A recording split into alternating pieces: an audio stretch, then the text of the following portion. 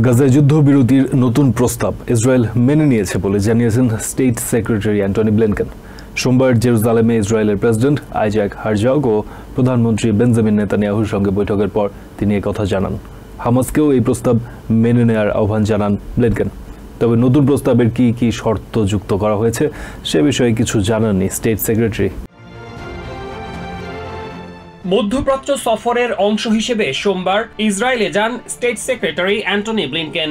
জেরুজালেমে Israeli president Isaac হারজাগ ও প্রধানমন্ত্রী Benjamin নেতানিয়াহুর সঙ্গে বৈঠকের পর সংবাদ সম্মেলনে কথা বলেন তিনি।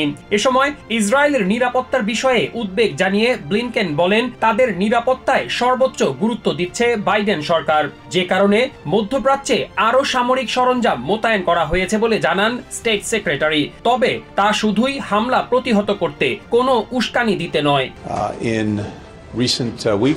ব্লিনকেন বলেন, ইসরায়েল আক্রান্ত হলে আমেরিকা তাকে রক্ষা করবে, তবে কেউ যাতে সংঘাতে জড়িয়ে না যায় সে লক্ষ্যে আন্তর্জাতিক সম্প্রদায়ের সঙ্গে আমেরিকা কূটনৈতিক তৎপরতা অব্যাহত রেখেছে। সবকিছুর মধ্যে এখন গাজায় যুদ্ধবিরতি ও সেখান থেকে জিম্মিদের ফিরিয়ে আনাই সবচেয়ে উত্তম পন্থা হিসেবে আখ্যায়িত করেন ব্লিনকেন। এ সময় তিনি জানান, গাজায় যুদ্ধবিরতি ও জিম্মিদের মুক্তির বিষয়ে নতুন প্রস্তাব মেনে নিতে রাজি হয়েছেন প্রধানমন্ত্রী নেতানিয়াহু। এখন হামাস রাজি হলেই মধ্যস্থতাকারী দেশগুলোকে নিয়ে চুক্তি বাস্তবায়নের বিষয়ে আলোচনা হবে বলে জানান স্টেট সেক্রেটারি।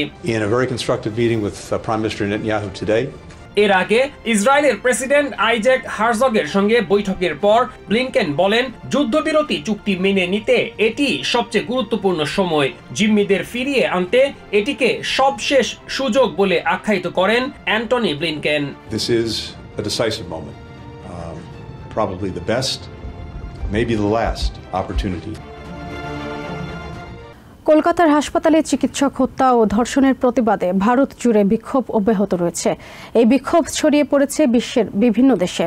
হত্যাকাণ্ডের বিচার এবং কর্মস্থলের সুরক্ষা নিশ্চিতের জন্য কঠোর আইনের দাবি জানিয়েছেন চিকিৎসকরা। তবে অব্যাহত বিক্ষোভের মাঝেও নীরব ভারতের প্রধানমন্ত্রী নরেন্দ্র মোদী। সরকারি হাসপাতালের ভেতরে একজন শিক্ষানবিশ চিকিৎসককে ধর্ষণ ও হত্যার ঘটনায় বিচার দাবিতে কলকাতার প্রধান দুই ফুটবল দলের হাজার হাজার সমর্থক একজোট হয়ে সড়কে নেমে আসে। তাদের সাথে যুক্ত হন বিক্ষুব্ধ জনতা। এক বিক্ষোভকারী বলেন, যে কোনো মূল্যে এই ঘটনার বিচার চান তারা।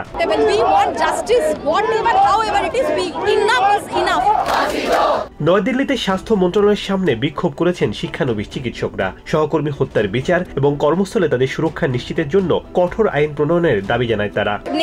Neither safety nor workplace basic amenities we are even not provided. সে সময় কেন্দ্রীয় সুরক্ষা আইনের দাবি জানান বিক্ষোভকারীরা। তাদের অভিযোগ, এই ঘটনায় দেশটির প্রধানমন্ত্রী নরেন্দ্র মোদী নীরব রয়েছেন। দাবি আদায় না হওয়া পর্যন্ত আন্দোলন চালিয়ে যাওয়ার ঘোষণা দিয়েছেন শিক্ষানবিশ চিকিৎসকরা। চিকিৎসকদের জন্য কেন্দ্রীয় সুরক্ষা আইন 2022-এর খসড়া প্রস্তুত হলেও তা পাশ হয়নি। এই ঘটনায় প্রথম প্রতিবাদ সমাবেশে আয়োজন করে Indian medical association. This is not a rape of a doctor. It's not a rape of a doctor. It's a rape of a daughter. এক চিঠির মাধ্যমে প্রধানমন্ত্রী নরেন্দ্র মোদীর সাহায্য চেয়েছে সংগঠনটি। সরকার পক্ষ বলছে, চিকিৎসকরা কাজে ফিরে আসার পর তাদের দাবির বিষয়টি দেখবে। তাদের দাবিগুলোর মধ্যে রয়েছে সপ্তাহে 72 ঘন্টা কাজের সময়সীমা, কর্মক্ষেত্রে বাথরুম এবং নিরাপদ ঘুমের জায়গার নিশ্চয়তা, মেডিকেল সেন্টারগুলোতে নিরাপত্তা কর্মীর সংখ্যা বাড়ানো। আশানুরূপ পরিবর্তন হবে বলে নিশ্চিত হতে পারছেন না অধিকাংশ বিক্ষোভকারী। ভারতীয় সুপ্রিম কোর্টের আইনজীবী বৃন্দা গ্রোভার বলেন, তাদের দেশের সরকার এবং প্রতিষ্ঠানগুলো নারীদের উপযুক্ত সম্মান দিতে চায় না। The governments, the institutions, there is absolutely contempt for. তিনি আরো বলেন, পুরুষ শাসিত সমাজে নারীদের নিরাপত্তা নিশ্চিতে কোনো পদক্ষেপ নেই। Thought paid to how do we set this place in order. এই ঘটনা এখন পর্যন্ত এক সন্দেহভাজন নাটক হয়েছে। ভুক্তভোগী পরিবারের সদস্যরা বিশ্বাস করে একাধিক ব্যক্তি জড়িত আছে। তারা বিচারের জন্য অপেক্ষা করছে। এবার ফিলিপিন্সে শনাক্ত হলো মাঙ্কিপক্স ভাইরাস। সোমবার দেশটির হেলথ ডিপার্টমেন্ট জানিয়েছে, 33 বছর বয়সী মাঙ্কিপক্সে আক্রান্ত রোগী একজন পুরুষ। এদিকে সুইডেনে মাঙ্কিপক্সের নতুন ভ্যারিয়েন্ট ক্লেড 1 শনাক্ত হয়েছে। নতুন এই ভ্যারিয়েন্টের মৃত্যুর হার 10% পর্যন্ত হতে পারে বলে শঙ্কা জানিয়েছেন জনস্বাস্থ্য বিশেষজ্ঞরা। বিশ্বব্যাপী উদ্বেগের মধ্যে এবার ফিলিপিন্সে মাঙ্কিপক্স বা এমপক্সে সংক্রমিত এক রোগী শনাক্ত হয়েছেন। গত বছরের ডিসেম্বরের পর এই প্রথম ফিলিপিন্সে মাঙ্কিপক্সে সংক্রমিত কোনো রোগী শনাক্ত হলো। সোমবার দেশটির হেলথ ডিপার্টমেন্ট জানিয়েছে ৩৩ বছর বয়সী মাঙ্কিপক্সে আক্রান্ত রোগী একজন পুরুষ। তার দেশের বাইরে যাওয়া আসা করার কোনো রেকর্ড নেই বলেও জানিয়েছে হেলথ ডিপার্টমেন্ট কর্তৃপক্ষ।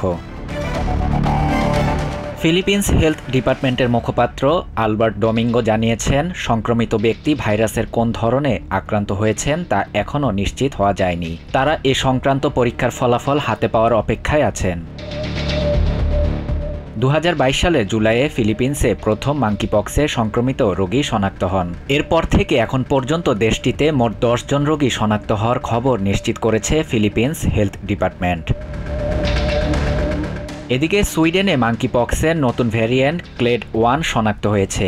বিশেষজ্ঞরা বলছেন নতুন এই ভ্যারিয়েন্টে মৃত্যুর হার 10% পর্যন্ত হতে পারে। সুইডেনে এই নতুন মহামারী মোকাবেলায় বিমানবন্দর ও সীমান্তে শুরু হয়েছে স্ক্রিনিং ও পরীক্ষা।